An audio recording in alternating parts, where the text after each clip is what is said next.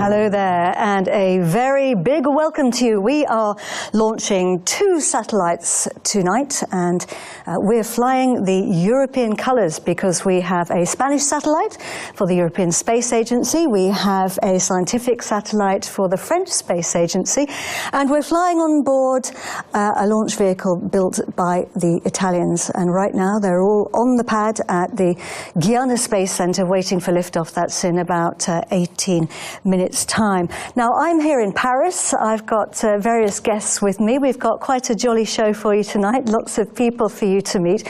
We'll be going over to the European Space Agency and to the control centres and meeting the teams at the French Space Agency in Toulouse in France.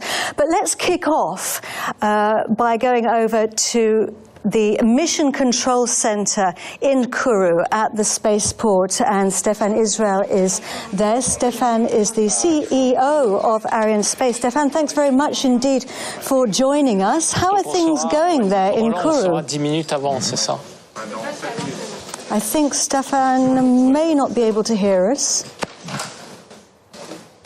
He's putting his earpiece in, so I think that we'll be coming to Stefan in just 1 minute. So let's give him a beat to get his earpiece ready. Hey, Stefan, I wonder if you can hear me now. It looks like we are waiting for Stefan to be able to hear us. Stefan Israel, the CEO of Arianespace. Stefan is in the Mission Control Center there. Can you hear me, Stefan? So let me just... Yes, I hear you very well, Cathy. Thanks very much, Stefan. How are things going in Kourou? Well, things are going very well. We are now just waiting for the latest news of the weather, because we have just had a red link to a risk of lightning, and you know that this is a risk we cannot make because this is a risk for the integrity of the launcher. So we will know in a few minutes, 10 minutes before launch, if this red becomes green, which in this case would be favorable for tonight, or if we have to wait up to tomorrow to make a new tentative. So we will know that in a few minutes. Okay, well, while we are waiting for that, Stefan, do you want to just tell us a little bit about the flight team who you have with you tonight? Yes, definitely. So we are here in the Jupiter Control Center, and we have all the teams which are involved in this launch. And we have at this desk the team of Arianespace. So we have with us Marino Franito, who is the head of the Vega business unit. So Marino is with us. He's a member of our EXCO. We have Bruno Gérard, our director d'établissement. We have Ettore Scardoccia, who is the CTO of AVUM. And we have as well Roland Lagier, who is the CTO of Arianespace, and with us, but she will come in a few minutes. So we have Claudia Flotteux, who is a new member of our executive committee in charge of Arianespace operations. And welcome to them all. And Stefan, tell us about our satellites. So tonight we are going to launch 2 satellites. We are going to launch SEOSAT-Ingenio for ESA and for Spain for the CDTI. It's a satellite about environment and Earth observation, and we are going to launch Taranis, which is a scientific satellite which will help us to better understand the storms, and this satellite is for CNES, the French Space Agency. And we look forward to that. Stefan, thank you very, very much indeed for joining us. We're going to let you go now so that you can take care of the latest news. Stefan Israel, thank you very much indeed. So it's a big day for Spain. Let's find out and hear from the Director of Earth Observation at ESA.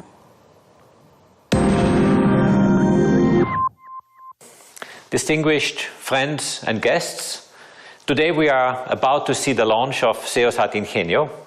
This satellite is an important program for ESA in Earth observation and a good model of cooperation with a member state, with Spain. The satellite is a state-of-the-art, high-resolution land imaging satellite that will provide imaging products to different Spanish civil, institutional and government users, and potentially to other users in the framework of Copernicus and GEOS. SEOSAT-Ingenio will benefit society through numerous disciplines such as cartography, agriculture, forestry, urban development and water management. It will also be used to help map natural disasters and to respond to the issue of climate change. Today's launch concludes a long development phase. All of us have shown dedication, endurance and stamina throughout this duration. I want to thank everybody involved in this effort, in particular the EOP team led by the project manager Alex Popesco.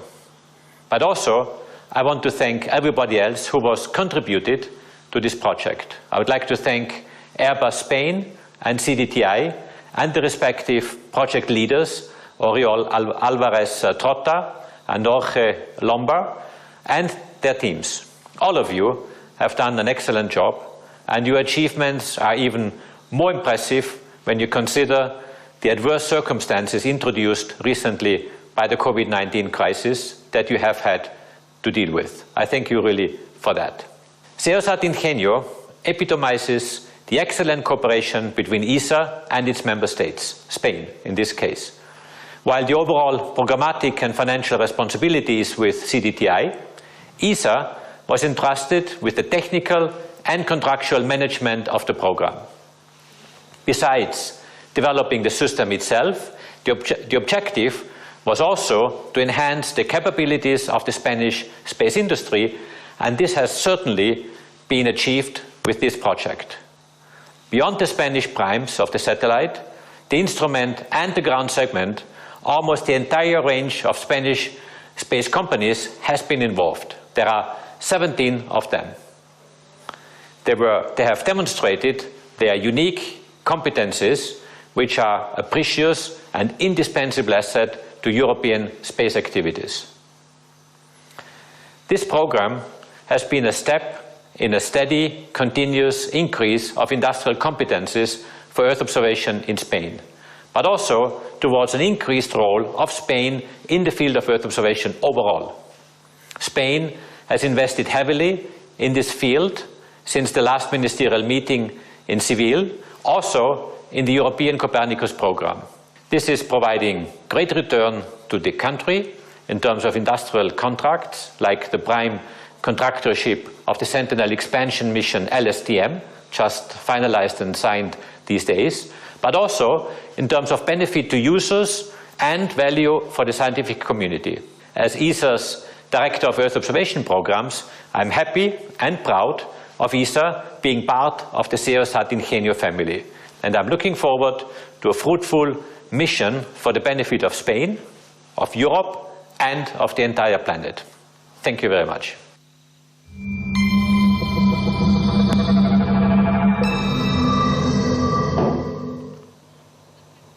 So Stefan introduced us to one of the teams back there in the Mission Control Center. That was the Flight Directorate. But there are actually a number of different teams all sitting at different desks within what we call the fishbowl. It's that protected glass. And there are a couple of key people. There's the Range Operations Manager, but there's another one who is the Mission Director, or Chef de Mission in French. Today it's Cyril Ponroy. Cyril, c'est quoi votre rôle? Ça veut dire quoi être chef de mission? What's your role, Cyril? What's a mission director? Au profit des satellites, avec en interface d'un côté l'équipe lanceur et la base spatiale. Arianespace est un opérateur de lancement. Il signe des contrats de lancement avec des clients. Il signe un contrat avec un prime qui va fournir un lanceur, une fusée, et il a un contrat de support opération avec le CNES CSG pour la mise à disposition des ensembles de préparation des charges utiles. À ce titre-là, on manage la campagne au profit des clients. Et le jour du lancement, le J0, c'est quoi votre rôle? Au J0, on a d'un côté les satellites qui sont prêts au lancement sous la coiffe. Ils ont quelques activités à dérouler. D'un autre côté, on a l'équipe de lanceurs qui prépare la fusée pour le décollage. Et de l'autre, la base de lancement qui se prépare à dérouler les dernières opérations pour le décollage. Et donc notre rôle, c'est de coordonner ces trois entités au niveau de Jupiter 2.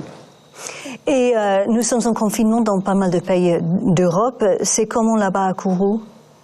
Pour l'instant, heureusement, nous ne sommes pas encore confinés.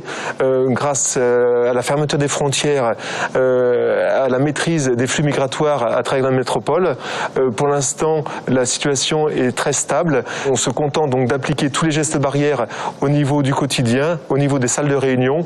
Le port du masque est bien sûr obligatoire. Et avec la distanciation sociale et les gestes barrières, pour l'instant, on échappe au confinement. Alors Cyril Pombois, chef de mission, merci beaucoup et good luck for the launch.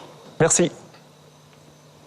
So another key person in mission control is the director of the Guyana Space Center, and she is Marianne Claire, and she joins us now from the fishbowl. You can see the glass there, and you can see the VIPs. Hi, Marianne. At this point before launch, everybody's looking at the status panels.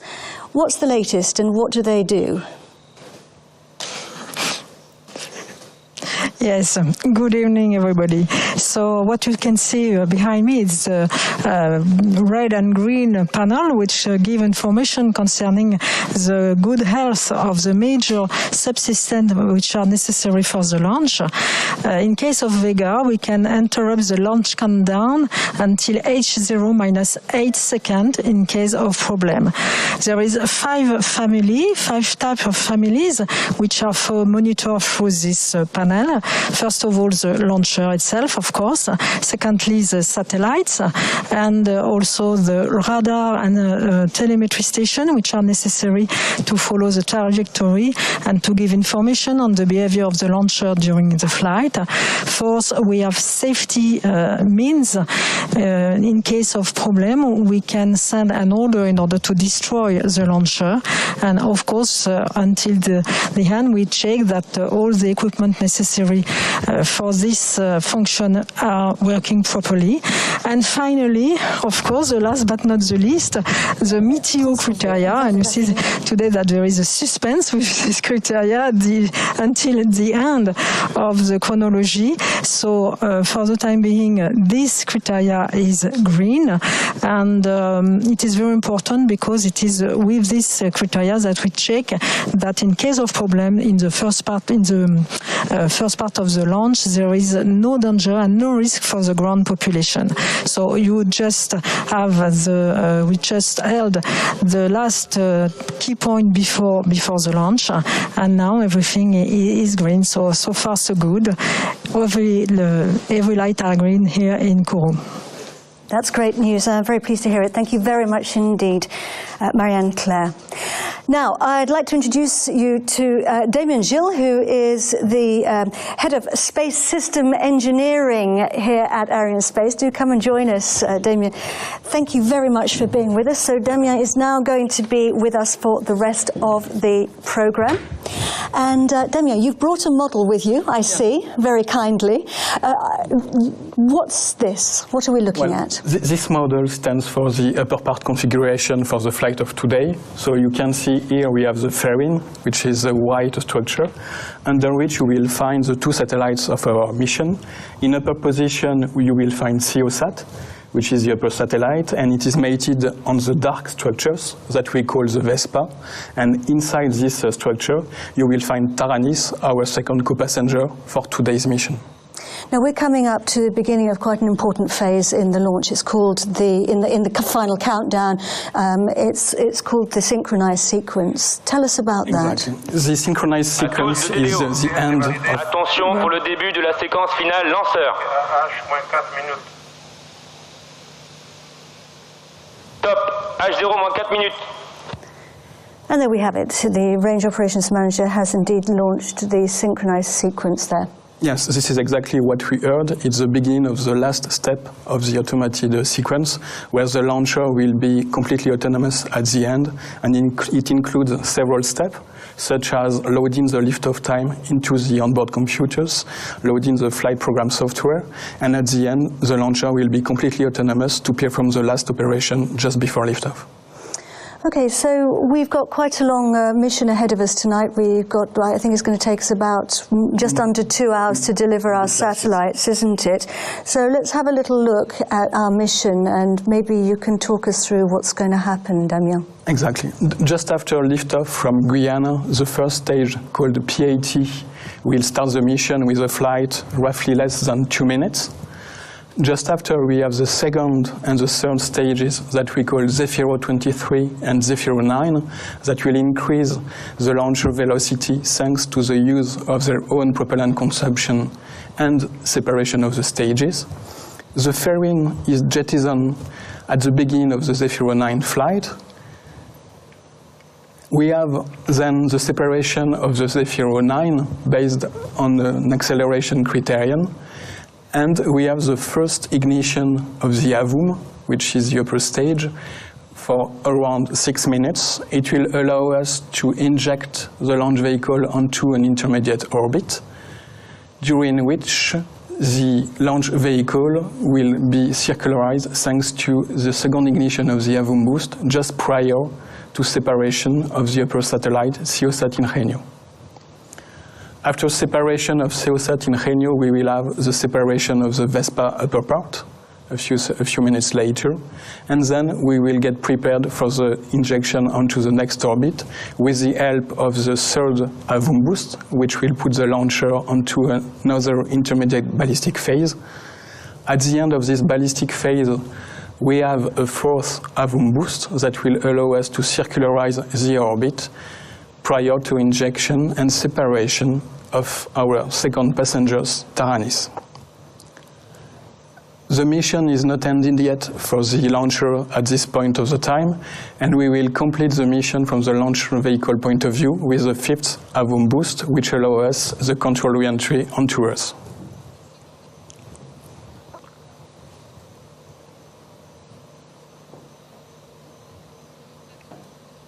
There we go. So yeah, thank you very much. There's quite a mission tonight, and lots to look forward to. We Top, H0-1 minute.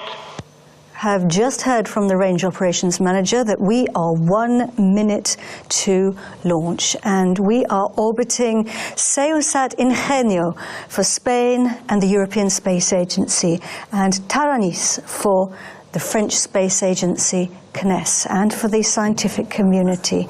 We're going to sit back and watch now and wish best wishes to all the teams.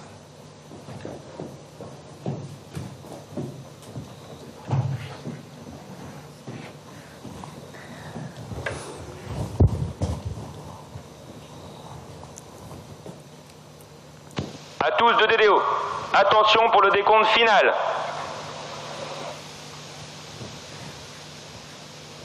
10, 9, 8, 7, 6, 5, 4, 3, 2, 1, top. Allumage P80 et décollage Vega 17, SEOSAT-Ingenio et Taranis.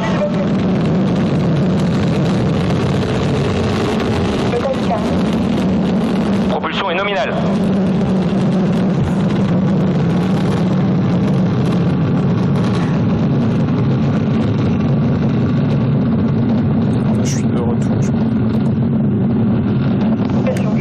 Tous les paramètres à bord sont normaux. Acquisition de la télémesure pour la station de Saint-Jean.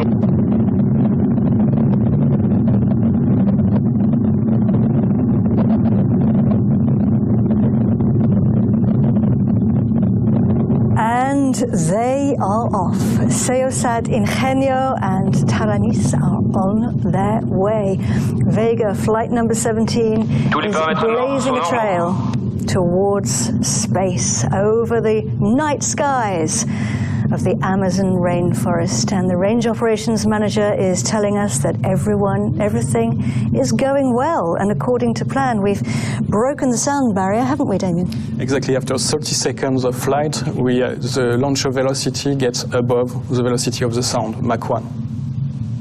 And the job of the first 3 stages is to get us away from the Earth. Exactly, we take advantage of all the energy of the propellants that are stored on the 3 first boosters in order to get away from the Earth's gravity as fast as we can.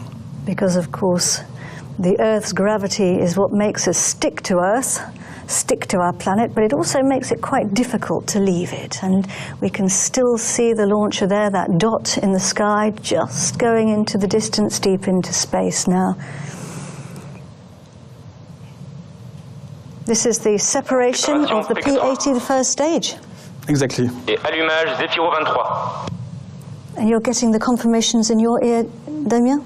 The confirmation has been given that the second stage was ignited and everything is nominal. And this is the beginning of the dogleg maneuver. Tous les paramètres à bord sont normaux. Yes, the dogleg maneuver is a change of the trajectory plane of the launcher that we perform just after the separation of P-80, and we name it dogleg because when you see the shape of the trajectory, it's like a dogleg.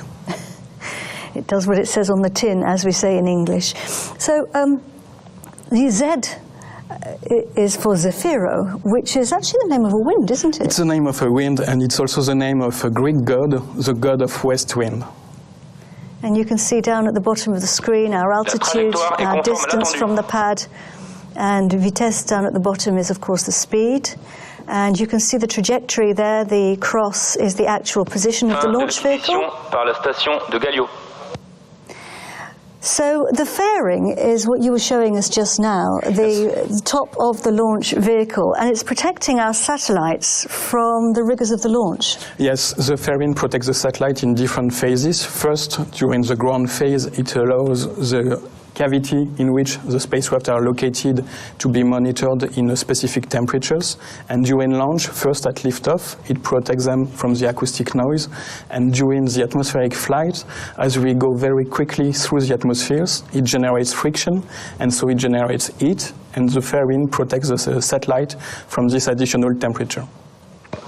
And those acoustic vibrations at launch are very loud, you can just imagine. So here we have separation now, that's what it looks like, of the next stage. Yes, we had the separation of the second stage and the ignition of the third. Zefiro 9. And there we go, the fairing has now been jettisoned. And we have the confirmations there from the range operations manager. We can see SEOSAT-Ingenio for the first time at the front. And the other satellite, Taranis, is hidden underneath it. And the launcher is operated remotely, isn't it? Exactly. And we got information because the launcher sends some signals towards the ground station network that are located around the flight path, and that allows us to follow the current status of the flight. So the booster phases. Then we will be in direct visibility of Bermuda, which will allow us to cover the beginning of the first AVUM boost, and Saint-Hubert in Canada covers the end of the first AVUM boost. The intervisibility periods between two stations are not always interleaved. This is what we call a telemetry hole, and this is something completely nominal because it occurs in a phase where we have no active phases from the launchers, and we have such foreseen hole between Saint-Hubert and New Norcia in Australia for this flight. From New Norcia, we will follow the second AVUM boost and the separation of SEOSAT. Just after New Norcia, we have once again a telemetry gap as the launchers moves around the Earth. This second telemetry gap will reach its end when we will be in direct visibility from Galio again, located in French Guyana. From Galio, the launcher will send again the telemetry data that is transmitted back to CSG in real time for the main parameters and deferred time for the parameters that are to be studied after flight. we have a slight telemetry hold before being again in visibility from Bermuda and from Saint-Hubert, where we will complete the mission from the launcher. Okay, so we are now 6 minutes and 17 seconds into our flight. We are traveling at a speed of nearly 8 kilometers per second, which is just phenomenal, really, when you think about it. He's telling us that everything is going well. And we have separation there of the Z9. And we're really entering the next phase now. The main propulsion phase of the launch is over. We're going into the next phase of the flight, which is to deliver our satellites. I believe we're getting ready to pick up the signal in Bermuda? Yes, we are currently getting the signal from Bermuda, and Bermuda is located in the Caribbean island, as you have seen before on the maps.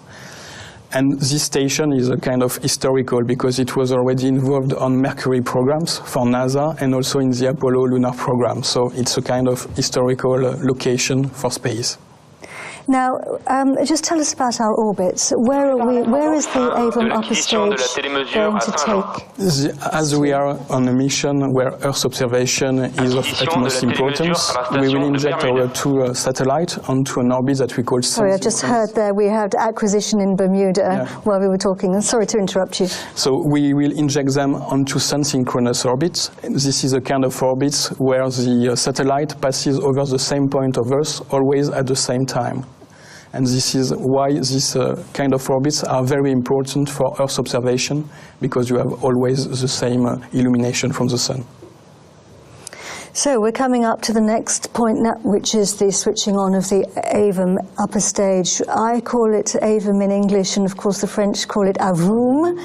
And this is what it looks like up there. It's the taxi driver. It delivers our satellites to their drop-off points in space. And la propulsion est nominale. It's really the next phase of the journey now, isn't it? And now AVUM has taken the wheel, if we can say, so it will propel our launch vehicle with the satellite up to their injection orbit. So for this mission, we will have 2 boosts before separating SEOSAT and 2 other boosts before releasing Taranis. And our 2 satellites, of course, have 2 project directors, and I've been talking to them earlier. Beatriz, this is a really important satellite for Spain, and you must feel incredibly proud as a Spanish woman. Yes, good evening, Katie. As a Spanish, you're right, I'm extremely proud to participate to this mission, because this is the first satellite that has been fully designed and manufactured by the Spanish industry through a consortium of the different companies of the space sector led by Airbus Defence and Spain. SEOSAT-Ingenio is also the 10th satellite that Arianespace has launched for Spain, but it is the first that would be for the Earth observation, and also the first that is using the smaller launch vehicle of our family, Vega. So while this, if we don't take into account the 6 other auxiliary payloads that we have also launched for Spain, and 3 of them in the previous Vega Rideshare mission in September. So it is a great day for Spain, but also for France and for all the European countries that has participated to this mission. Indeed, it is a great day for France, Fabrizio, but also from a scientific perspective, Taranis is important for all of us on Earth, isn't it? Hi, Katie. Yes, you are right. Taranis, whose name, you know, comes from the Celtic god of thunder and lightning, but that's also the acronym for tools for the analysis of radiation from lightning and sprites, is all French microsatellites designed, built and operated by CNES. Main mission is scientific one. In particular, the main mission of Taranis is to probe, investigate and probe the physics mechanism that are behind such storm phenomena, so-called TLE, transient luminous event, and TGF, terrestrial gamma ray flashes. But as you said before, the data recorded and delivered by the 8 payloads that are on board of Taranis will be used also for operational application like climatology and weather forecast. And Beatrice's satellites are travelling today on board the Vega launcher together, but they've actually travelled all the way to Kourou together, haven't they? Yeah, yes, you're right. The two customers got in touch for sharing the transportation of the satellites. So they have arrived on the same plane here in French Guyana. And the collaboration between the two customers have continued all along the launch campaign, because as I said before, there has been a really great teamwork. And I would just to add that these two satellites have been married since the beginning, since the signature of the contract, and now this honeymoon will be shortly ended because they will be separated in space. Thank you very much indeed, and best of luck for the launch today, Beatrice and Fabrizio. Thank you very much, Katie. Bye. Well, it's a good separation. And of course, as we've been hearing, the Vega launcher is a very special member of the Arianespace family. She's the youngest of the 3 launch vehicles that are operated by Arianespace. Marino Fragnito is the head of the business unit at Arianespace and the Vega business unit, and he joins us now because we're going to just take a little section now, Marino, to talk more about Vega. So just tell us a little bit more about tonight's launch. Yeah, hi, Katie. So first of all, I have to say that I'm very happy to be here roughly 2 months after the VV16 flight, which has been, a very complex flight and great success with 53 satellites on board. We were in the middle of the COVID crisis, so it was very important for us to come back to launch in this period. And now, today, just after 2 months, a bit more than 2 months, we are here again with a very complex mission. So I think Fabrizio and Beatrice have already talked about tonight's launch. I liked very much what Fabrizio said about the separation of the satellites in flight, but I have to say that it's very important for me to point out that Arianespace is able to build these very complex missions, like the one for SSMS, like the one that we're performing tonight for the benefit of the European institutions tonight. We have 2 satellites together. We have, as they have explained, we have built this mission since the beginning. We are married to satellites, so it's very complex to be able to conceive these missions thanks to this very versatile launcher that we have, capable of injecting the satellites in 2 different orbits at the same time. And we see that multiple launch and dual launch is becoming the standard for this launcher. So it's the standard for Ariane since a long time. It has been a standard for a long time, double launch. And now we're going more and more towards multiple launch approach, and with Vega C this will become even more and more the regular approach that we will use in order to optimize the launch cost for our customers.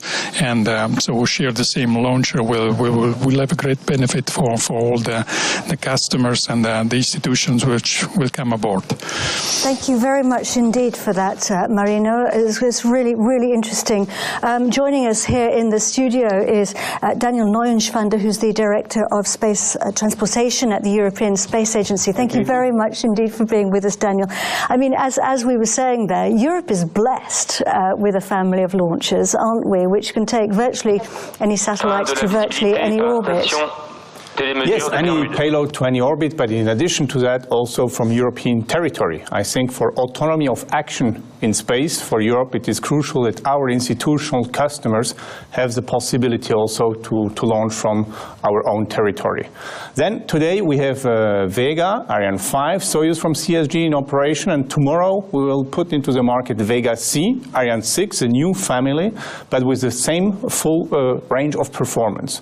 And last but not least, I would like to underline the support that member states give to Vega C, which is coming in soon, through the increased support with regard to Vega. We have nearly doubled the number of participating states, showing also their commitment to independent access to space through Ariane and Vega on the one side, and on the other side also showing that Vega is the right vehicle with the right capabilities to address also new markets. So the new vehicle, Vega C, is going to be a real game changer, isn't it? For sure. Vega C being introduced mid-next year will, on the one side, increase its capability of launch of Vega, going from 1.5 tons to 2.3 tons, and also doubling the volume under the fairing, which is also a key aspect to address new markets. Then Vega C will also have a joint solid rocket motor, the P120C, together with Ariane 6, which of course lowers the costs in development and in production. And last but not least, Vega C will have the opportunity to launch ride shares. Marino just spoke about the last Vega launch, where we had a proof of concept of a new adapter allowing us to launch 53 satellites. This is now done. Vega C will be able to address this on a regular basis, and on top also new missions like Space Rider. Well, tell us a little bit more about Space Rider. Well, Space Rider is really a new first, because it's Europe entering a new area. We will have now the first reusable space transportation system for in-orbit servicing and also return from space. And this will allow to address and open up new perspectives, new markets. The spacecraft will have roughly the size of 2 minivans. Stay in orbit for a couple of months, 2-3 months, and then come back safely on Earth, be refurbished and launched again. That's really exciting, very, very exciting, and something to look forward to. So Daniel, thank you very much indeed for joining us in the studio. So we are going to go now to a film about French Guiana, because the Guyana Space Center is in French Guiana, which is in South America.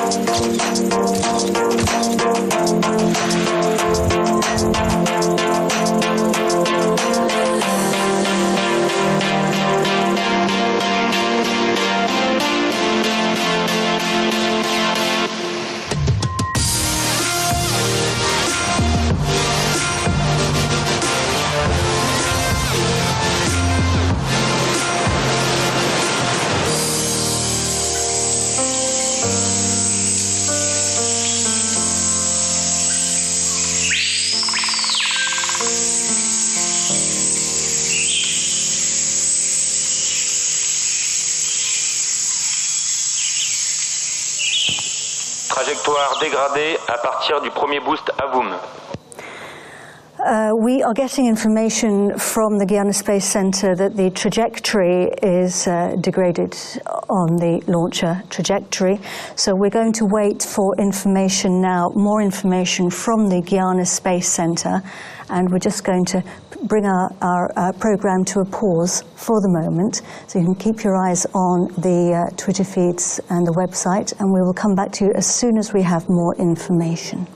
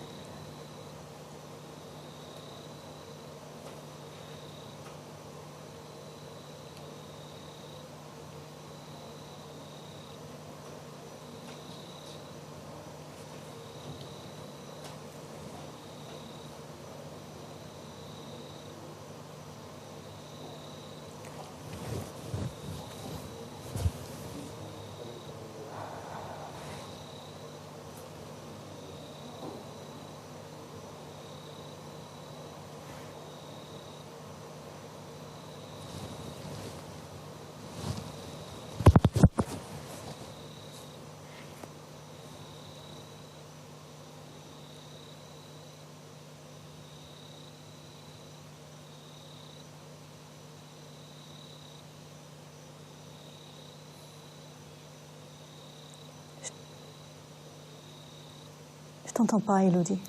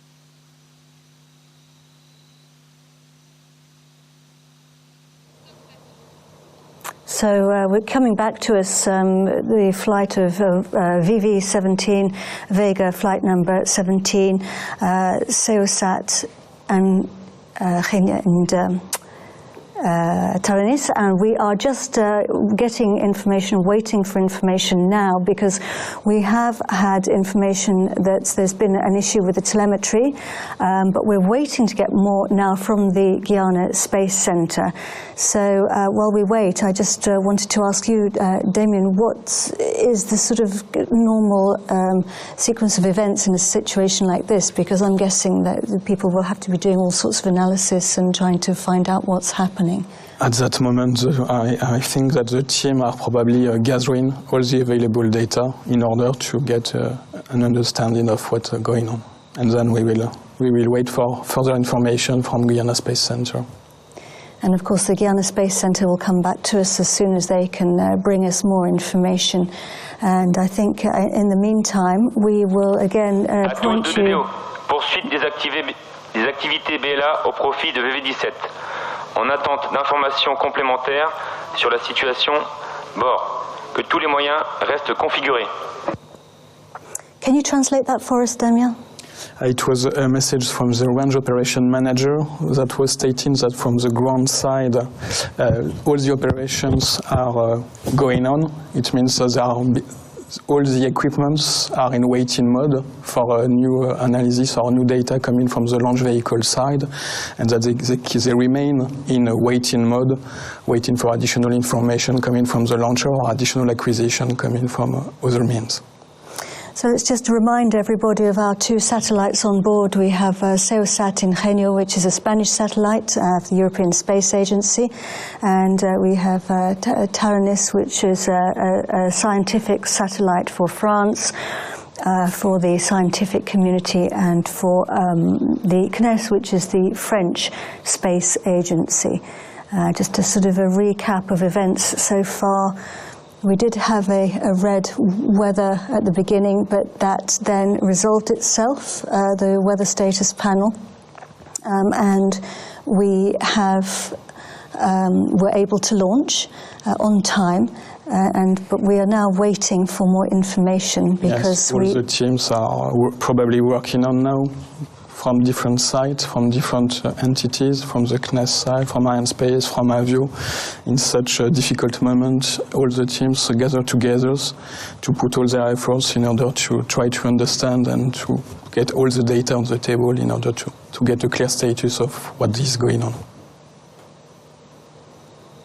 So we will point you again towards the Twitter feeds, the Arianespace website, and we will just take another pause now in our program. Have we got more information? No. We will take another pause in our program and come back to you shortly when we have more information. Actually, one thing we can talk about, which is something that's been done, which is a really interesting subject, is the tests that have been done for Vega. We just to explain to everybody, we have the Vega upper stage has an adapter, doesn't it, which you were telling us about. Yes, for this flight we had a specific adapter between Taranis and the launch vehicle. It is called a PASS 610S. So 610 is the diameter of the interface between the adapter and the satellite, which is roughly 610 millimeters. And due to the sensitivity of the Taranis spacecraft to the shock environment, specific tests have to be performed in order to demonstrate the compatibility of the satellite with the environment generated by the launcher. So the tests had, there were several tests in several phases.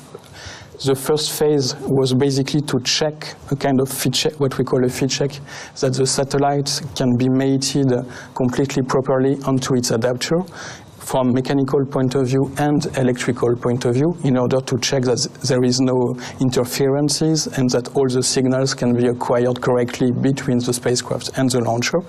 And also a second part of the step that was to demonstrate that the spacecraft can sustain the shock environment generated by the launcher, because during the flight we have several separation events, so with the P80 separation, Zephyr 23 separation, Zephyr 9 separations, and the separation of the fairing, of course, and the separation of the spacecraft from the launcher itself. The most dimensioning events usually correspond to the separation of the fairing, the separation of the Zephyr 9, and the separation of the spacecraft from the launcher. So Arianespace, together with CNES, put in place dedicated tests in order to check that the spacecraft was compatible with this specific shock environment, and so could sustain all the separation events during the flight. This is an approach that we applied on some spacecraft when we need to demonstrate specifically that the spacecraft can sustain this level of shock. In the case of Taranis, it was due to the fact that Taranis was derivated from a Myriad platform, which was a platform developed by CNES a few years ago, and this platform was developed according to specifications that did not take into account the Vega user's manual at that time, because it was not yet available. So we had to perform, I would say, a delta qualification, delta verification for the Myriad platform specifically for Taranis. Yeah, so there's been a lot of good tests going on there, and it's really interesting. And we're just hearing from I'm just hearing in my ear that we're hoping to hear from Stefan Israel shortly, the CEO of Arianespace.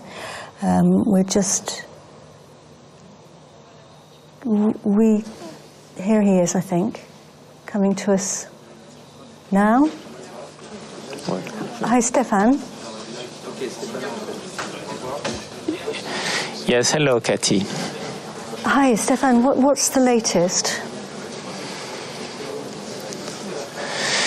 Yes, so unfortunately, after nominal liftoff and after good ignition and separation of the three first stage and engines, we have observed a deviation of the trajectory after the ignition of the AVUM. So this deviation of trajectory is an anomaly.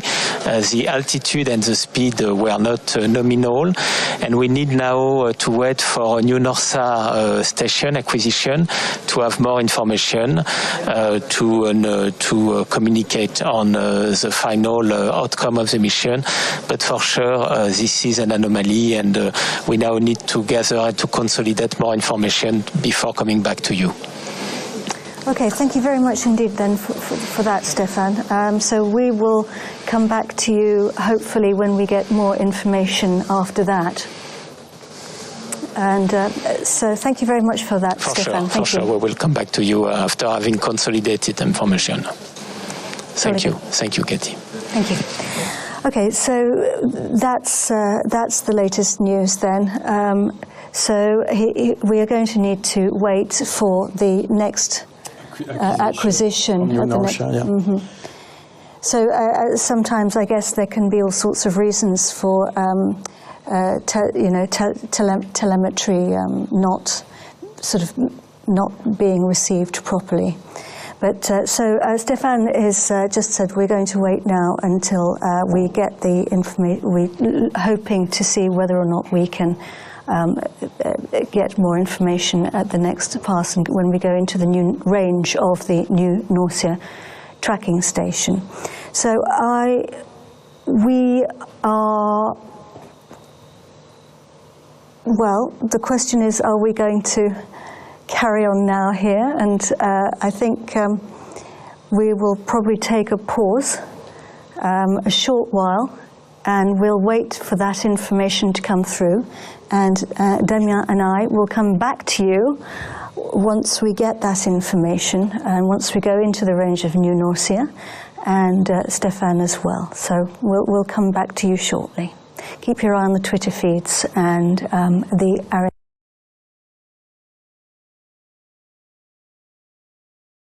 Arianespace and ESA websites. See you shortly.